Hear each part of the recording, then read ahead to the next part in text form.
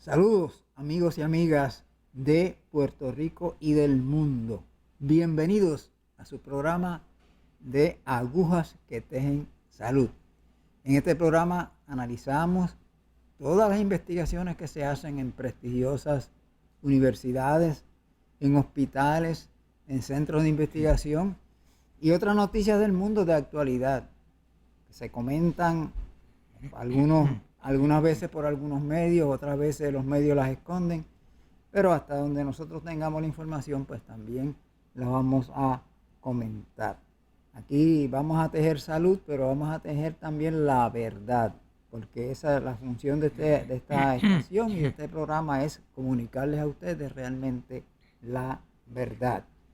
Tengo el gusto de presentarles a nuestro anfitrión, el doctor Iván Figueroa Otero, médico y acupunturista. Saludos, doctor.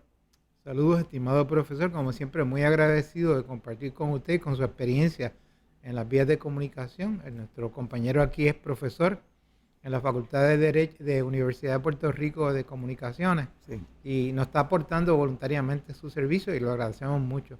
De nuevo agradezco a todo el sistema de TIVA TV, a su director técnico que nos acompaña hoy aquí, Edwin González, por esta oportunidad de compartir, como digamos, el tejido de conocimiento que estamos ofreciendo para el beneficio de todas las personas que se atrevan y quieran dedicarle un tiempo a ver este programa. Hay que ser atrevido, porque hay personas que no se atreven a cuestionar el sistema y nosotros lo cuestionamos respetuosamente, claro, y eso es lo que estamos haciendo aquí. Lo cuestionamos, doctor, con datos, no correcto, con datos, con investigaciones científicas. Información, bien informado. Información para ser digerida. También quiero agradecer a todos mis pacientes que ven este programa y a aquellos que no lo ven por el cúmulo de información que ellos me han aportado, el agradecimiento que yo siento por darme la oportunidad de ayudarlos a ellos en sus procesos personales de salud y lo mucho que yo aprendo con ellos. Yo creo que yo aprendo más con ellos que ellos conmigo. Así que comparto a todos ustedes que me están viendo, por favor, les agradezco mucho. El buen maestro es el que aprende de sus discípulos, de sus alumnos. Correcto.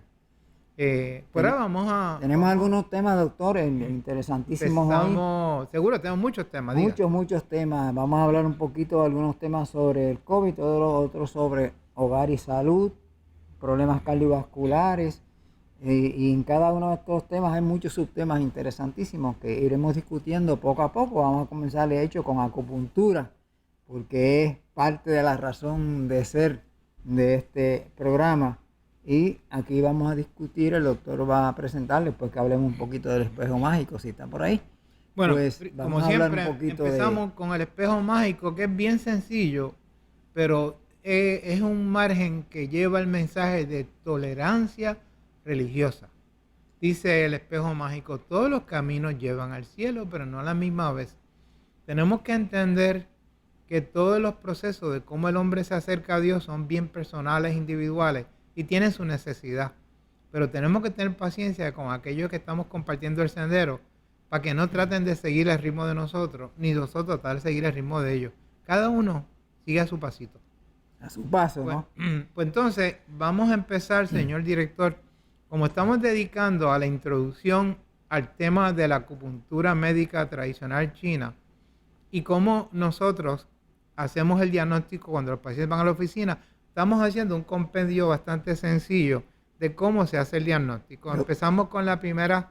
Sí, doctor, antes de que usted piense con esa primera, usted. A mí me interesa mucho esa primera porque yo tengo un amigo, muy buen amigo, que le están dando el tratamiento contra el cáncer y está sufriendo unos efectos secundarios espantosos, vómitos, mareos, debilidad total en el cuerpo. Y entonces la pregunta es cómo la acupuntura puede ayudar a este tipo de pacientes. Vamos a dejar ese tema cuando lleguemos a la fase esa de la terapia, que la vamos a discutir en detalle, la efectividad de la acupuntura. Vamos a esperar y vamos a hacer una pequeña introducción de la salud según la medicina tradicional china. Así que vamos a pasar esta etapa y el señor director, excúseme, profesor, vamos a empezar la primera lámina, la número 9, si no me equivoco. Vamos a ir rapidito. Lo importante en este tema que quiero que entiendan que todos nosotros nacemos con un potencial. Se nos dice en la Biblia que nos dieron unos talentos, Sí. pero cada uno tiene su talento y tu capacidad. Lo importante de esto es saber usar esa reserva, como si fuera una reserva de banco, para usarla según mi capacidad, pero no compararla con de mi hermano. No todos seguimos el mismo ritmo y tenemos que tener cuidado porque esta herencia que recibimos de ellos, que aquí la llaman el cielo anterior, aquí me brinco una laminilla, el cielo anterior, no, debemos hacerlo con armonía en las diferentes etapas. Si yo me cuido con la herencia que me dieron mis padres, yo voy a vivir apropiadamente al nacer, durante la niñez, durante la adultez y cuando llego a la vejez, tendré bastantes reservas para poder vivir la vida de calidad. Eso es lo importante. Aquí lo que estoy diciendo, hay que uno mantener un ritmo en cómo vivimos nuestra vida. Vamos para la próxima laminilla. En armonía, como dice ahí, en armonía con su medio ambiente, porque eso Correcto. es lo que generalmente pasamos por alto. Todo eso es bien importante. Pero tenemos que recordar que al heredar esa tendencia, la tendencia a la longevidad o a la vitalidad, es diferente para cada familia. Sí. Y depende de cómo se cuidaron nuestros antepasados, ¿no? Podemos recibir genes bastante buenos o podemos tener genes bastante malitos. Bastante dañados. Pero yo tengo que hacer limonada con los limones, Sí. con el proceso. Entonces tengo que tener cuidado y lo que tengo que saber, si mis genes no son tan buenos, entonces yo voy a usar lo que llamamos los estilos de vida epigenética para poder mejorar lo que me dieron. Yo siempre puedo modificar esa herencia negativa y modificarla y sacar el provecho a esa vida. Entonces, no nos podemos sentir derrotistas con haber recibido unas tendencias negativas de nuestros padres. Yo tengo la capacidad de modificar esa Porque herencia. podemos modificarla porque por la elasticidad del cerebro, de la epigenética, pues se pueden hacer cambios. O sea, es que las personas piensan, ese es mi destino, ya yo nací así, mis padres tuvieron cáncer, mis abuelos tuvieron cáncer. Y entonces, eso lo vamos a dedicar en otro, más adelante y en algún momento vamos a dedicar a la epigenética, vamos a hablar por qué no es así. Entonces, señor, la próxima, la número 12, señor director. Dice la número 12. Una de las cosas que tenemos que aprender es a no desperdiciar lo bueno o lo malo que nos heredaron. O sea, tenemos que ser certeros y efectivos. Si a mí me regalan un carro usado o me regalan un carro nuevo, no importa lo que sea, es mi carro. sí. Y si es usado, yo tengo que darle un poquito de mantenimiento, un poquito mejor que si es el nuevo. Pero es mi carro y me lleva a los sitios. Y depende del cuidado que yo le dé a mi máquina, se va a comportar. Eso Tengo es que así. aprender mecánica, ¿no? Sí. Tengo que aprender a qué yo me puedo darle las mejores partes a ese auto mismo. Y eso es lo que hice, esa laminilla que acabo de compartir. Porque si no usamos apropiadamente la reserva que nos dieron, entonces ahí vamos a empezar un proceso de deterioro que se llama envejecimiento y quizás nos vamos en bancarrota. Y la bancarrota quiere decir que ya estamos en un estado bien malito, con enfermedades bien avanzadas, cáncer. Así que si no nos cuidamos, si no cuidamos el regalo que nos dio el Creador a través de nuestros padres, la vamos a ver mal. Envejecimiento prematuro le llaman para algunas personas, porque Exacto. algunas personas muy temprano en su vida comienzan a envejecer aceleradamente. Entonces, ¿cómo es que ocurre la enfermedad en el sistema de la medicina china? Vamos a pasar ahora a la 13, señor director. Tenemos que entender que en la medicina china, la 13, vamos a seguir ahora, dice que toda enfermedad en la medicina tradicional china se considera un desequilibrio entre lo que llaman yin y yang.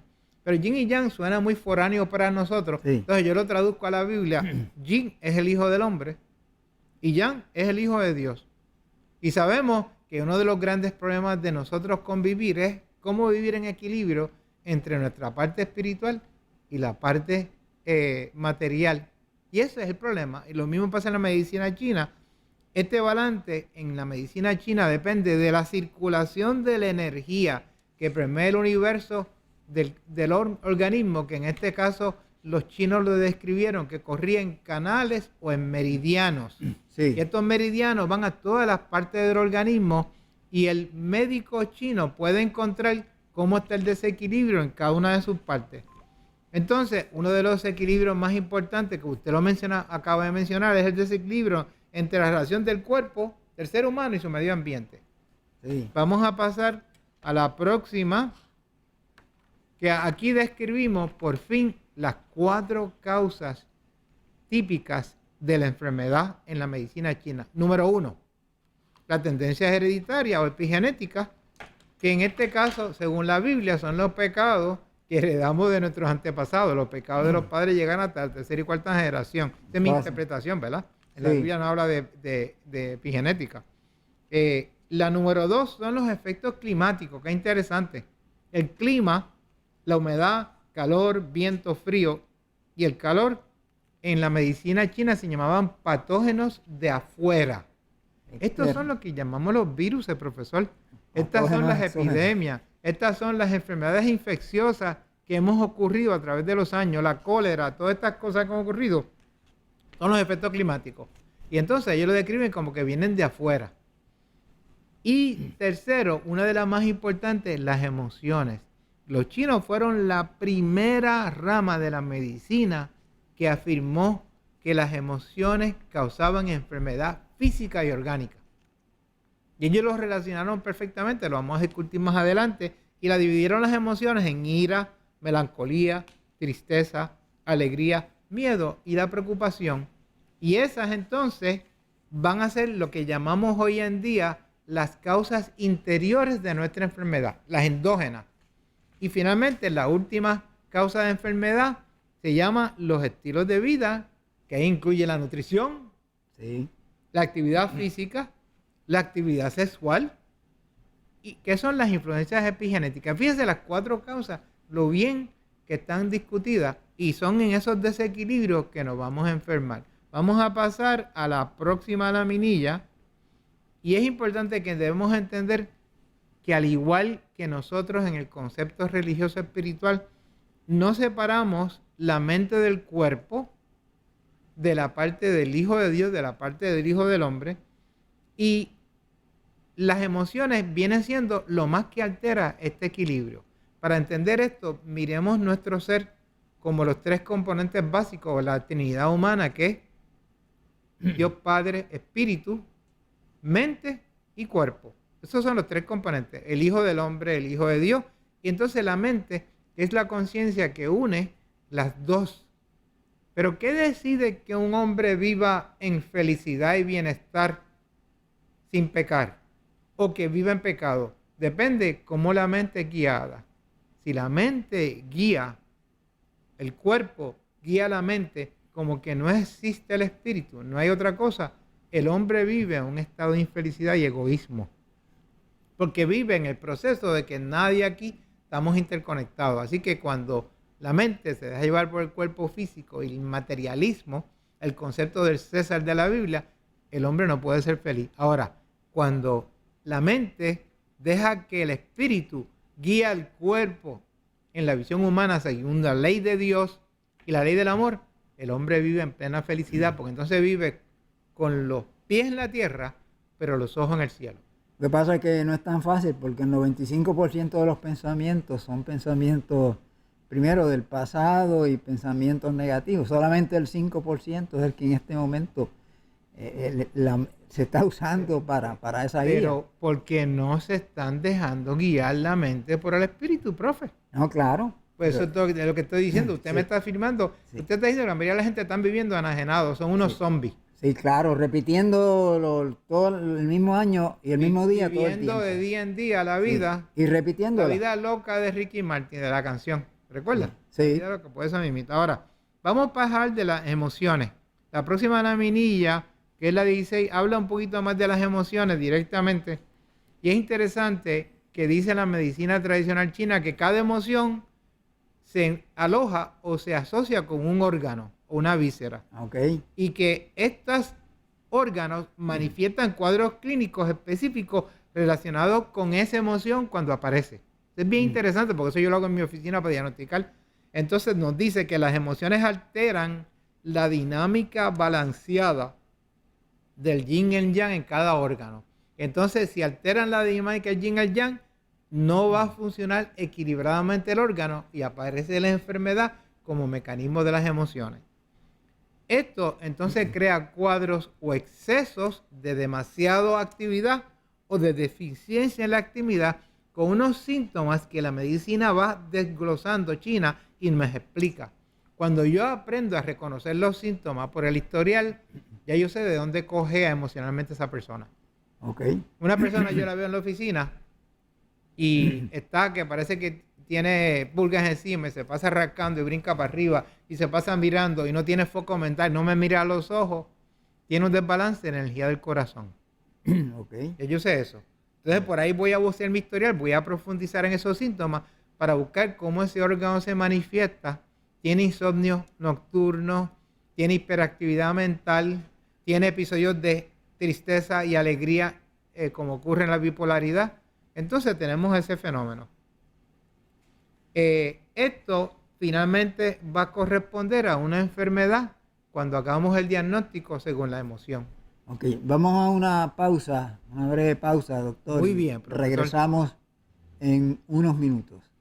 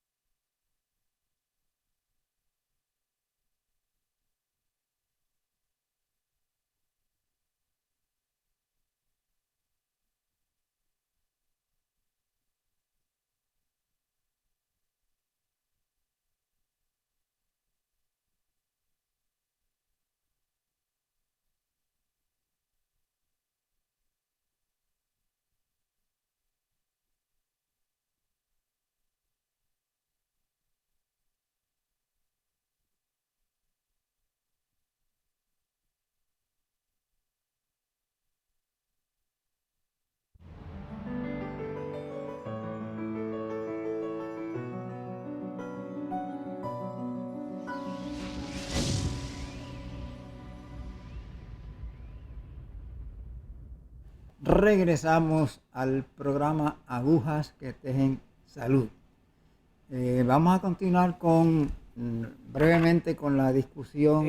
Vamos a hacer la última laminilla de esta presentación, porque quiero dejar al público cómo los órganos y las emociones se relacionan. El señor director, la lámina número 16 dice lo siguiente, y expone lo siguiente a la laminilla. Aquí vamos a discutir qué órganos están asociados con qué emociones, y con eso vamos a acabar esta charlita. Muy bien. Deja que nuestro querido director, aquí viene, aquí dice el órgano. En el corazón, el órgano se asocia con la alegría y se asocia con el elemento de fuego. Okay. El pulmón se asocia con la tristeza o melancolía y se asocia con el elemento metal. Okay. En el vaso se asocia con la preocupación y se asocia con la tierra, el elemento. El hígado se asocia con la ira o el coraje y se asocia con la madera.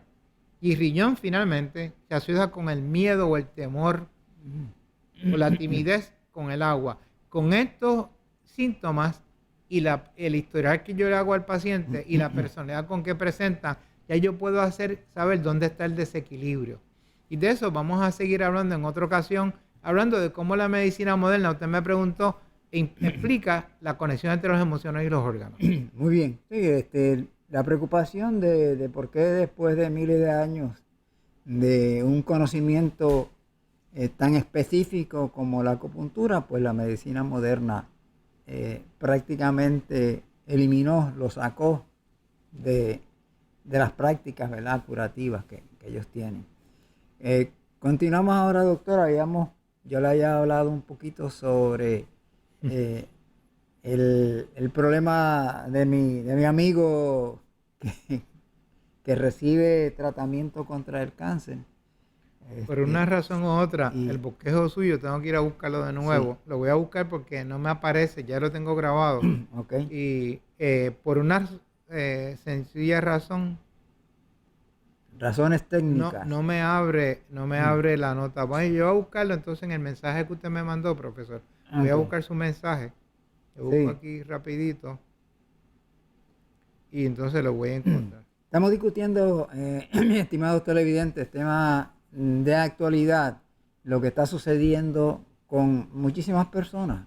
La enfermedad es lo que realmente está afectando a millones de personas. No solamente el COVID-19, sino una cantidad de enfermedades que están diezmando la población en el mundo entero. El tema que usted trajo inicialmente, que es el que a usted le interesa, es el problema con su amigo que está padeciendo de cáncer y está en quimioterapia y tiene muchos síntomas. Eso es correcto. El tema que vamos a discutir es la efectividad del uso de la acupuntura para tratar efectos secundarios de quimioterapia. Señor director, es la número 1 del tema. Por si acaso puede abrirlo, yo voy a abrirlo aquí. Sí, cómo reducir, por lo menos minimizar los efectos secundarios de la quimioterapia. Lo que ellos encontraron, hay un punto de acupuntura que se llama, hay muchas maneras de uno controlar la náusea, los malestares. Podemos usar el cuerpo físico, los puntos de acupuntura en el cuerpo, o podemos usar los puntos de acupuntura en la oreja. Se usan en combinación. Entonces uno busca, por ejemplo, en la oreja buscaría el punto del estómago, el punto del mareo, el punto del dolor, y lo usaría con imanes o con estimulación. Y en el cuerpo vamos a usar el punto pericardio 6, que está aquí más o menos en esta parte flexora del brazo. El pericardio 6 es el que usted se compra, el imancito ese, el protector, cuando va a viajar en los barcos, y se lo pone como una muñequera. Y esa muñequera le aprieta el pericardio 6 para controlar la náusea en los botes. Ese es el pericardio 6. Y ese es el punto más usado para controlar la náusea, sea por electroacupuntura y por hay muchos puntos, pero ese es importante. Entonces ya sabemos por estudios científicos certeros de esto que es bien efectivo la acupuntura en coger a estas personas con náusea y los malestares. También yo uso el concepto de bienestar y dolores. Se puede combinar la acupuntura, así que la acupuntura es una arma muy eficiente para estos pacientes. Excelente. Pero la mayor parte de las personas, o por lo menos los oncólogos, como que no lo saben, no, simplemente no les interesa comunicarle eso a sus pacientes. Los oncólogos lo saben, porque se está publicando en los grupos de oncología y en los centros integrales más grandes de los Estados Unidos, tienen acupuntores en las clínicas, profesor. Ah, sí. Es en Puerto Rico que eso no ocurre. Ah, ok. Aquí hay un prejuicio de que eso disminuye la ética efectividad. o disminuye la presencia o la imagen científica de esas clínicas. Y es que son seres que ignoran que todos tenemos la capacidad de ayudar en el proceso. Pero sí, existen. Y los pacientes tienen el derecho a exigirlo y pueden ser referidos a acupuntores para el control de la náusea. Así que los pacientes de cáncer sepan eso, sí hay manera de hacerlo. Doctor, pues La próxima. habiendo hablado un poquito de la acupuntura, vamos a pasar al COVID-19, que es el otro tema que está realmente afectando a toda la humanidad. Sí. Uno de los estudios indica que se hospitalizan la gente de 4 condiciones. ¿Cuáles son esas 4 condiciones? El artículo dice: Study estimate 2/3 of COVID-19 hospitalization due to 4 conditions. Se asocia, como la muerte del COVID también está asociada a la precondición de los pacientes, pues encontraron que obesidad, hipertensión, diabetes y el fallo congestivo cardíaco eran las 4 condiciones que más promovían la mortalidad en estas condiciones y se asociaban en esta estadística. Y entonces, cuando hicieron este estudio buscando las hospitalizaciones, eran que llevaban a hospitalización, aumentaban los riesgos y por lo tanto van a aumentar la mortalidad, pues si aumentan la hospitalización, ¿verdad? Sí, claro. Pero lo que queremos decirle siempre es que en este concepto, el COVID no es el que mata a la persona. Yo quiero decir algo claramente. El COVID no es una enfermedad letal. Perdonen a aquellos que han perdido seres queridos, porque es solamente más o menos el 2% de todos los casos del COVID que se infectan tienen letalidad o se mueren. O sea que el 98% de los seres humanos no tienen problema. Por lo tanto, yo no puedo decir que el COVID es una enfermedad letal. Sí, puede matar a aquellas personas que tienen condiciones persistentes. ¿Está claro, profesor? Y claro. Entonces, las condiciones persistentes es lo que matan a la persona. Uno de los errores grandes que ha ocurrido en la estadística y se critica es que se ha inflado la estadística porque todo paciente que entra a un intensivo por cualquier condición le van a hacer la prueba del COVID. Claro. Y si es positivo y se va en un fallo pulmonar o se va en un fallo cardíaco o le da un derrame, van a decir Se lo atribuyen al COVID. Y yo no creo que eso médicamente tiene sentido. El COVID precipita la muerte de esas personas porque activa un proceso de enfermedad que ellos tienen. E igual que decir que yo no estoy de acuerdo con muchas aseveraciones que las vacunas causan el autismo. Sería la misma conclusión general, que es incorrecta, porque vamos a estudiar que muchos niños autistas fueron vacunados, ¿no? Sí. Ahora, hay una asociación de frecuencia entre vacunación y autismo, pero no quiere decir que es causal. Pero entonces tenemos que separar las condiciones y saber qué empieza con qué. Y es lo mismo injusto hacer lo mismo con eso que hacer con el COVID. Así que yo no creo que el COVID es la causa de la muerte. Y yo creo que están inflando muchas de esas mortalidades a aparecer en otros renglones, en otras épocas sin COVID. Bueno, se parece entonces al VIH-Sida, que teóricamente la gente no se muere de VIH-Sida, se muere a consecuencia de que tienen un sistema debilitado, ¿no? Y por eso que se mueren. Menos los virus son bien parecidos, ¿no? El del VIH y el COVID. Lo que pasa es que el síndrome de HIV y el causante son 2 condiciones aparte. O sea, eso es otro tema bien complejo. Y yo no sé mucho de eso. Okay. Entonces, vamos para la próxima. Hay otro tema bien interesante sobre eso, que es el abuso de género se dispara con el aislamiento de la pandemia. Es lógico, profesor, una de las fases más difíciles para los matrimonios es cuando los hijos se van del hogar. Eso se sabe. El nido vacío. Muchos de los digo el nido vacío, y el nido vacío crea que la madre que se dedicó toda su vida a sus hijos ahora se encuentra que tiene que ver al macanzón que tiene al frente ahí y bregar con él. Entonces ya esa relación, si no queda una relación buena muchos de esos matrimonios acaban en divorcio y empiezan los problemas. Pues en el COVID lo que ha pasado es que ahora el hombre ya no puede salir para afuera para ir a jugar billar, ya no puede ir a la barrita de la esquina, no puede ir a salir por ahí con sus amigos y amigas. Entonces se está encerrado en la casa.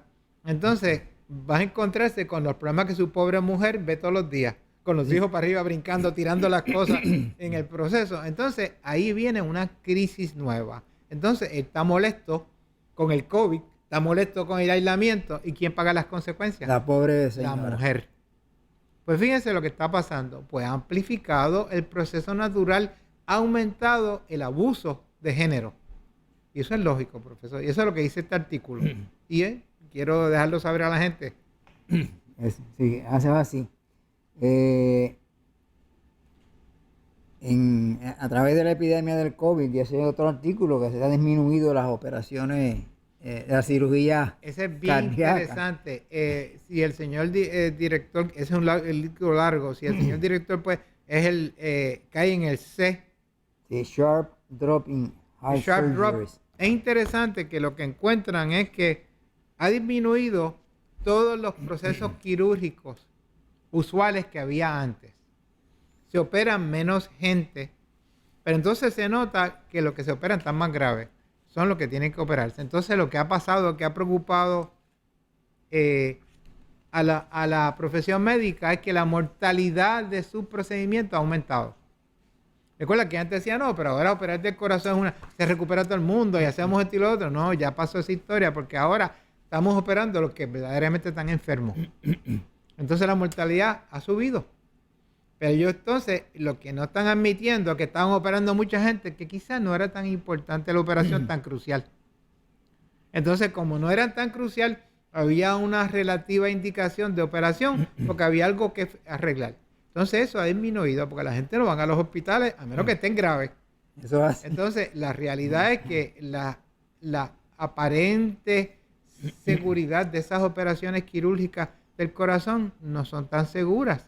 Lo que pasa es que ahora estaban operando muchos pacientes que no estaban graves. ¿Entiende, profesor? Es interesante. Sí, interesantísimo. Es interesante ese proceso. Entonces, ha revolucionado todo el proceso y los pacientes, ¿verdad? Tienen que pensar bien la indicación de la operación. Ahí está el proceso. El tema, sí. Ese es un artículo que tiene la base científica. Tiene mucha información, profesor, ¿sabe? Te habla, habla de muchas cosas, de todo el proceso, pero es importante entender eso. Hay menos gente operándose el corazón que antes se hubieran operado, que no estaban graves. Ahora la pregunta es, ¿qué está pasando con esos pacientes? No se están muriendo. Siguen vivos. Siguen vivos y siguen el proceso, a menos que le dé COVID, profesor. Entonces, tienen problemas. Doctor, vamos a cambiar un poquito la matemática, vamos a hablar un poquito del hogar y esas cosas que suceden en el hogar. Y hay un titular muy interesante que dice que las cosas más sucias en el hogar, ¿dónde están ubicadas? Entonces el artículo habla de 5 puntos que es donde más bacterias hay, y habla la esponja de la cocina, el teléfono celular, los controles remotos, la llave del agua de la cocina, las planchas estas que se usan para cortar. Cada uno dice que tiene más bacterias que su inodoro. Cada una de estas partes, la esponja, el teléfono celular que la gente se lo lleva para el baño y todo, tienen más bacterias que el inodoro. Son menos, es más un sucios artículo que el muy inodoro. dramático, pero si lo pudiéramos en contacto con todo lo que tocamos, profesor. Bueno, pero pero lo que están diciendo es que hay que tener cuidado en limpieza. Por ejemplo, yo la esponja, yo en casa, yo estoy lavando platos, entonces yo uso esponja. Entonces, uno de los problemas es que uno tiene que cambiar la esponja. Dicen por lo menos que cada una semana exprimirla bien y enjuagarla, no dejarla con el jabón en el proceso. También cambiar el jabón que uno prepara con frecuencia. Son cosas importantes. El celular, que es lo más que estamos tocando. ¿Dónde uno no se lleva el celular, profesor? Me están hablando de programas, cómo lo limpiamos sin afectarlo. Yo lo que hago es que yo cojo un de esos de alcohol swap y lo paso suavecito por encima, por el lado, así, lo paso por encima, bien sencillito, y después lo seco. Pero no puede estar saturado, porque ese líquido se mete en el celular y lo daña. Pero sí, hay líquidos de desinfecciones que vienen hoy en día que podemos usarlo, pero tenemos que tener consciente que el celular, pero yo lo que digo es que lo importante de esto es lavarse las manos, profesor. Usted puede tocar 20,000, pero todo el día estamos tocando algo que está contaminado, el proceso, cuando abrimos el carro, el guía que guiamos, todo. Pero lo que tenemos que hacer es desinfectarnos con frecuencia con antiséptico y lavarnos las manos. Para mí, la parte más importante del COVID es esto y tocarme con la cara y llevar ese contaminante que la tenía de un contacto a mi cara. Para mí, más importante es eso que el contacto en el aire, que le dan tanta importancia. Sí, la distancia es importante, pero lo importante es desinfectar las manos. Y ellos recomiendan vinagre blanco. Pues, vinagre blanco, excelente. Ese es el preferido de mi mujercita. Aceites esenciales. Y para destapar las tuberías, vinagre con bicarbonato de soda mezclado. Hace una espumita rápida, lo deja un rato ahí. Pero sí, el vinagre es excelente. Hay otras cosas, ¿verdad? Y alcohol isopropil, ¿verdad? El baking soda también lo recomiendan para... Entonces el bicarbonato de soda, que lo uso mezclado con el vinagre. El bicarbonato. Realmente, en términos de las esponjas, por lo menos en mi casa no usamos esponjas. Simplemente usamos el papel, el wash y fregamos y lo botamos. Porque la esponja, pues, es una esponja. Entonces... Alguna gente los mete en el microondas, pero inclusive los estudios que se han hecho no mata todas las bacterias, ni siquiera el microondas. Es que de nuevo, si uno es cuidadoso en limpiarse las manos, el aseo, claro, es un niño, el peligro es un niño. Entonces la otra es en los platos, que puede haber algunas sustancias en los platos que tienen, pero muchos de estos platos uno los pone con agua caliente y con el agua caliente lo enjuaga y hace la desinfección. Hay que tener cuidado de lo que uno está haciendo. Sí que hay que ser cuidadoso, precavido, pero el lavado de manos es la mejor. Y la limpieza continua. Yo creo que el COVID nos ha enseñado eso. Si una de las lecciones que hemos aprendido importante del COVID es que tenemos que lavarnos las manos continuamente, independientemente de que haya COVID o no haya COVID, porque con las manos tocamos prácticamente todo. Hay otro tema aquí muy interesante. El del aviso. ¿Perdón? El aviso. Sí. El aviso es bien importante. El aviso de... Eso yo lo he partido mucho. Ok, señor director, dice en el artículo Safety Warning Hidden Inside Your Cell Phone de Mercola. Sí. Lo que dice este artículo, profesor, es que todas las compañías, recuerda que ellos se pasan diciendo que no hay ningún peligro en exposición de las irradiaciones del celular y que son mínimas y que no afectan al cuerpo humano. Pero entonces en todo escrito, en todas las instrucciones, en un cantito bien chiquitito dice, nunca carguen el celular a menos de más o menos 3/4 pulgadas a 1 pulgada de distancia de su cuerpo. Dice claramente, eso puede ser riesgoso para su salud. Lo dicen todos los celulares. Que no se lo pegue al cuerpo. Pero eso viene en un manual que hay que descargarlo. Ni siquiera viene... Cuando usted compra el teléfono, viene en el manual. Lo interesante es que en San Francisco, el alcalde de San Francisco, para forzar a las compañías a explicarle eso a sus clientes que venden, que le diera el valor del SARS y que le diera eso, le pasó una ley. Demandaron las compañías de teléfonos, de celulares, y llevaron a la Corte Suprema de California y ganaron el caso por derechos de expresión, de libertad de expresión. Que no podían romperle, que ese es un derecho de libre expresión, que ellos y con eso y ganaron el caso y tuvieron que revertir la ley en California. El poder de la industria lo estamos viendo ahora, porque ahora quieren aumentar en Puerto Rico el número de antenas. Sí. Y el número de torres tiene que aumentar. La última vez que yo supe había 7,000 antenas en Puerto Rico, 7,000 torres, no antenas. Torres. Cada torre puede tener... Cada una tiene una cantidad de antenas enorme. Entonces, Puerto Rico, yo tenía un mapa que lo desaparecieron de la red, yo lo tengo guardadito, que se ve Puerto Rico forradito así en antenas rojas y no hay un espacio para ver la tierra, está denso. Se convierte en un microondas Puerto Rico de exposición donde quiera que estamos. Entonces, por eso es que traemos este tema, porque no olvidemos que tenemos que controlar la exposición a estos formatos. Ahora viene el 5G y están haciendo el mismo movimiento. Y ahora pusieron una nueva directora del sistema de comunicaciones que no tiene experiencia ninguna. el tema. Conoce nada. Que no tiene tema, entonces la van a poner, antes ponían ingenieros. Entonces esta persona, la pregunta es, ¿para qué está la agencia o la Junta de Control de Reglamentación de las Comunicaciones? ¿Es para ayudar a la gente o para ayudar a la industria? La gente dice que está para ayudar a la industria. Sí. Y eso es lo que está pasando en realidad. Y por eso compartimos esta información. Hasta ahora ha sido, hablan de 5 a 15 milímetros separados de la oreja. Sí, más o menos 3/4 pulgadas. Eso es como 3/4 de 3/4 pulgadas. Yo lo dicen, lo hacen, es que suena, la gente no tiene el concepto norteamericano. Sí. En Europa entienden eso, pero en Estados Unidos, ¿qué es eso? Milímetros, eso no suena a nada. Pero es 3/4 pulgadas. Entonces, fíjense que usted lo carga. Muchas mujeres, ¿sabe qué hacían? Se lo metían en el brasier. En el brasier. ¿Tú sabes qué pasó? Que aumentaron la incidencia de cáncer de seno. Y eso lo demostraron en artículos. Entonces, habían brasieres que tenían un bolsillito. Ya, y eso desapareció.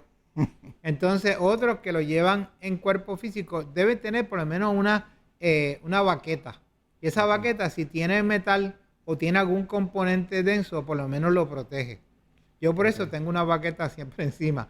No de pistola, pero tengo para mi celular. Entonces tenemos que entender que esas cosas son importantes. Cuando duerman en su cama, por favor no pongan el cargador del celular al lado de la cabecera. Póngalo a 10, 15 pies de distancia. Esas cosas tienen efectos. No dejen sus routers prendidos durante la noche y menos en su habitación. Porque el router, la emisión de microondas pasa a través de la pared de concreto. Usted tiene un nene durmiendo en otra habitación, usted lo está irradiando con microondas. Y si usted cree que los microondas no son peligrosos, ¿qué fue lo que hicieron los rusos y los cubanos con la embajada norteamericana?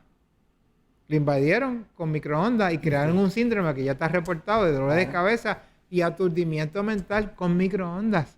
Y no tiene que ver con el calentamiento, son microondas de ciertas frecuencias de comunicación, profesor. Ya hay armas hechas en los diferentes sistemas para usar las microondas. Así que no podemos decir que son inocuas, ¿verdad?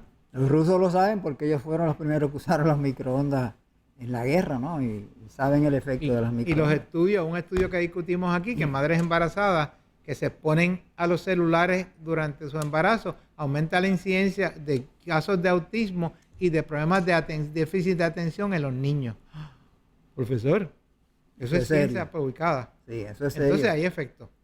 Sí, claro, pero entonces lo que dicen es que como la tecnología es tan nueva, no hay forma de probar eso. Entonces no se puede llevar a la corte porque se te cae el carro. Pero es que no se puede probar porque ellos no quieren probarlo. Porque toman mucho dinero. Entonces ellos prueban, opuesto que nadie ha podido probar que los microondas hagan daño porque no calientan el tejido. Todavía están hablando de cuando se cocinaba. Esto no es cocina. Estas son frecuencias vibracionales que afectan la función celular y el genoma.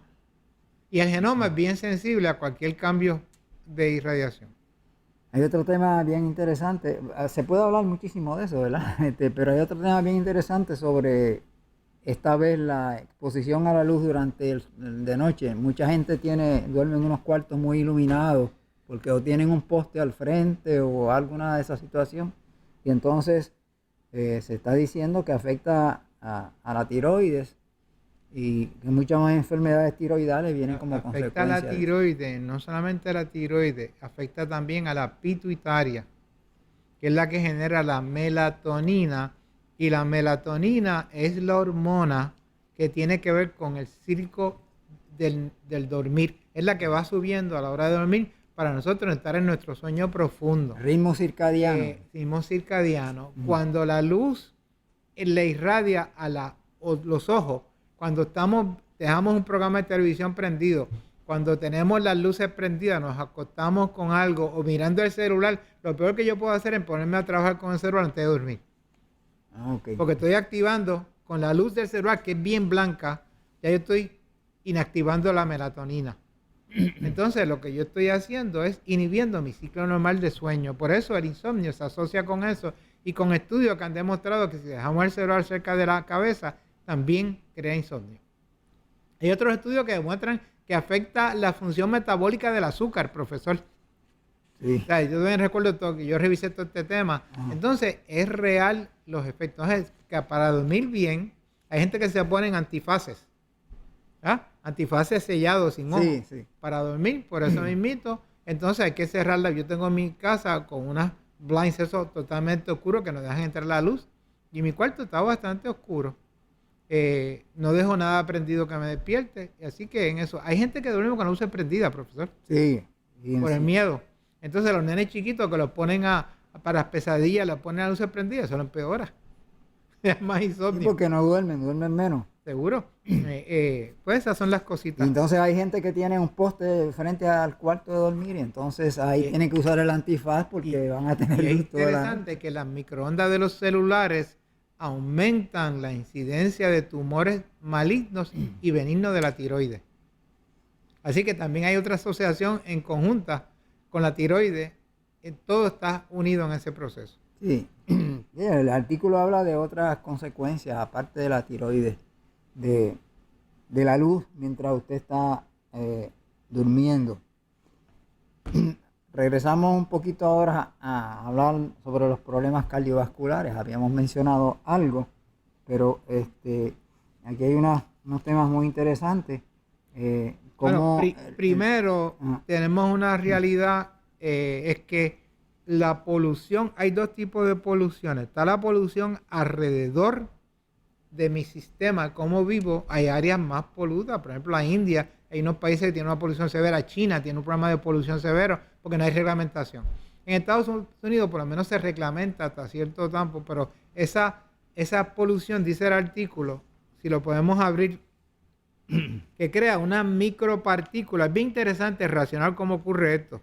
aquí está How Air Pollution May Sí, Increase the pero Risk. si abrimos el artículo va a decir que se crean unas micropartículas, como si fueran pseudobacterias, unas sustancias que químicamente al respirarlas van a nuestras vías respiratorias, se apegan a las células respiratorias y después se riegan, las absorbemos y van a parar a la sangre como partículas inflamatorias. Esas partículas se riegan por todo el sistema y se pegan a todas las paredes vasculares, creando la verdadera causa de la arteriosclerosis, que es inflamación. Profesor, repito, la verdadera causa de la arteriosclerosis es la inflamación y no tiene que ver nada con el colesterol directamente. Son esas partículas, la comida chatarra que comemos, los radicales libres que producimos, las toxinas que absorbimos, las emociones también crean partículas inflamatorias. Entonces esas arterias empiezan a alterarse y crean la arteriosclerosis. Entonces aquí están conectando que esa es la manera que vamos enfermando con la toxicidad ambiental. Y hay áreas más contaminadas que otras, doctor. O sea, hay muchas áreas. contaminaciones, pero esa Sí. por lo menos es la ambiental. También la que ambiental, que el aire está contaminado por Sí. fábricas o industrias. Y en otro artículo que discutimos, creo que en otra ocasión, también ocurre dentro del auto. Ah, exacto, sí. Porque entonces el auto acumula, hay una recirculación, pero pasa como en los aire acondicionados, ahí voy recibiendo a pobre, voy acumulando y el carro tiene una combustión. Y entonces genero sustancias químicas que yo estoy respirando. Y el carro los asientos del carro son construidos de un material que produce también contaminación. Todas esas cuando cosas se hay que calienta. considerarlas. Es más, uno de los peligros es que a veces el carro, con el monóxido de carbono ha habido un montón de muertes. Entonces nos vamos quedando dormidos en la carretera y pensamos que es el problema que estoy cansado, que me di una cervecita de más, y no es eso, es que estoy respirando monóxido de carbono que no tiene olor. Entonces ahí hay muchas muertes innecesarias por esa contaminación. O sea, pero cuando la persona llega a un carro que está extremadamente caliente, debe abrir Sí. sus cristales, dejarlo que salga ese aire caliente. Hay que abrir las ventanas y dejar que circule. Exacto, eso hay que hacerlo siempre. Circule, y entonces pues para que disminuya un poquito la contaminación el hule ese que hacen los asientos, el material que hacen los asientos, que es un material Ese es el mismo que cuando se quema crea los problemas de que mucha gente se muere de la contaminación química que ocurre del fuego, más por eso que por el proceso de la quemadura. Sí. Químicamente es un tóxico. Así que todas esas cosas se han tratado. Los mátrices todavía están hechos de materiales que se supone que sean no inflamables, pero todavía no se ha controlado bien esa situación de los peligros del fuego. Los materiales, la ropa también, la ropa que los niños están usando, todo ese tipo de cosas. También. comer granos refinados aumenta el riesgo de ataques al corazón y de muertes tempranas. Dice otro artículo. Este repite la historia anterior y lo que dice este artículo, si quiere el señor director para que lo vean, que los granos refinados también aumentan ese proceso inflamatorio en las arterias por la manera de sustancias que se reaccionan. Es como una reacción inmune a ese grano refinado porque se refinan con químicos, profesor. Ah, ok. ¿Verdad? Se refinan con químicos y hay una partícula y hay unos preservativos que hay en eso. Si no son orgánicos, hay preservativos. Ahí tienen el artículo para que vean la referencia. Entonces, ahí vamos a precipitar enfermedades cardíacas por eso. Entonces, es interesante que aquí encontraron que el arroz no es tan malo como el pan, el trigo refinado. Puede ser malo, pero no es tan malo. Es menos malo el trigo refinado. Entonces, en el trigo completo, en el integral, no hay tanto proceso de inflamación y no aumenta tanto el proceso. Aquí no estamos hablando de gluten. Recuerde que el gluten es otro factor. Aquí estamos hablando de refinamiento nada más. Y hay una correlación grave que comer granos refinados es peor que comer granos integrales. Esa es una opinión personal del artículo. Yo no concuerdo eso necesariamente, porque el grano integral es mucho más difícil de digerir y absorber la vitamina. Entonces, ya yo no soy tan pro integral.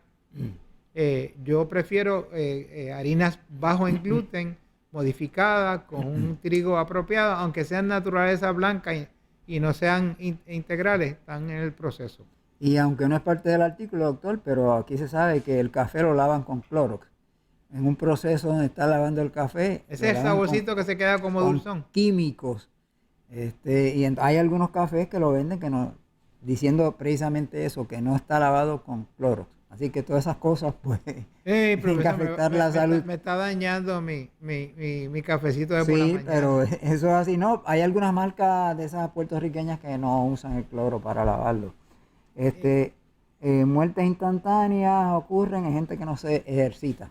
Bueno, todavía del corazón. Lo que está diciendo que de los que se mueren, hay mucha gente que tiene complicaciones cardíacas, sea después de una operación, sea por ataque inicial.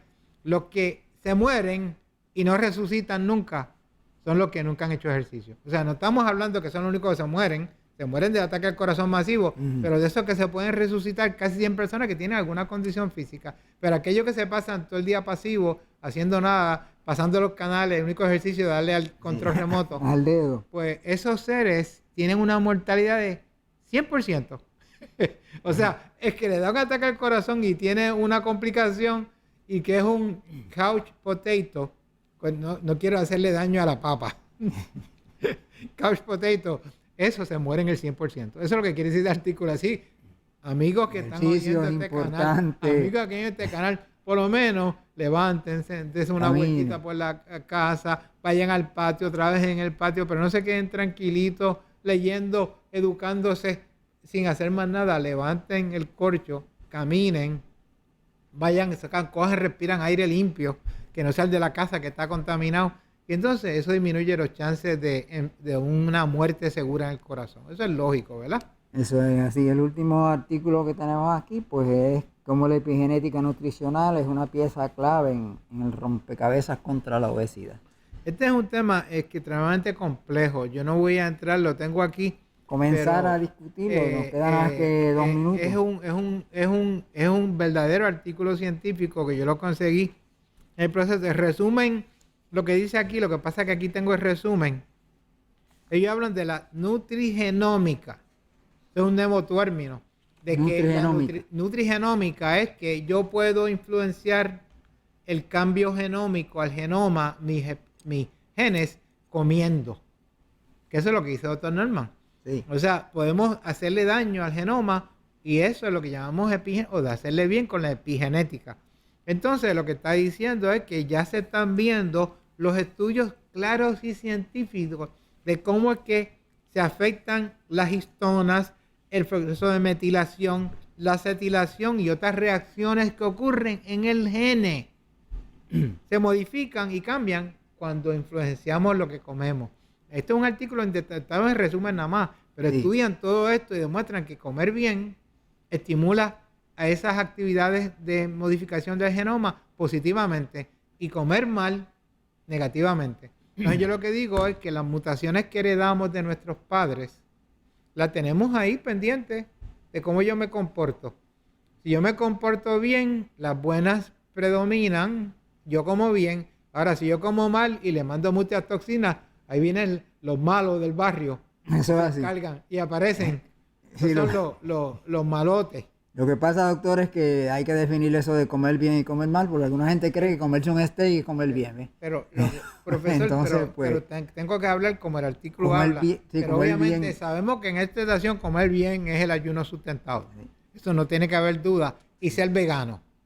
Ahora, Eso hay es muchos comer. veganos, hay muchos de ayunos, pero el ayuno sustentado es uno claramente que definimos aquí y lo hemos discutido y algún día eso yo le permito más a Dr. Norman y a su hijo que se encarguen de esa parte, pero podemos discutir en preguntas y respuestas a lo que significa el ayuno sustentado. Mi oficina ya estoy llena de ayuneros. Salen de mi oficina ayunando. Está creciendo la población de Puerto Rico y con la carita un poquito escéptica, pero vamos a tratar un mes. Pero después que tratan un mes, Siguen nunca comiendo nunca lo dejan. la papa. Nunca lo dejan. Muy bien. Pues el tiempo se nos ha terminado. Agradecemos su gentil atención. Cualquier pregunta que ustedes tengan pueden enviarla a la dirección de esta estación o al doctor directamente y con mucho gusto se la contestamos en el próximo programa. Recuerde que esta noche a las 8 de la noche se repite este mismo programa. Por su gentil atención, muchas gracias. Hasta pronto. Muy buena salud para todos.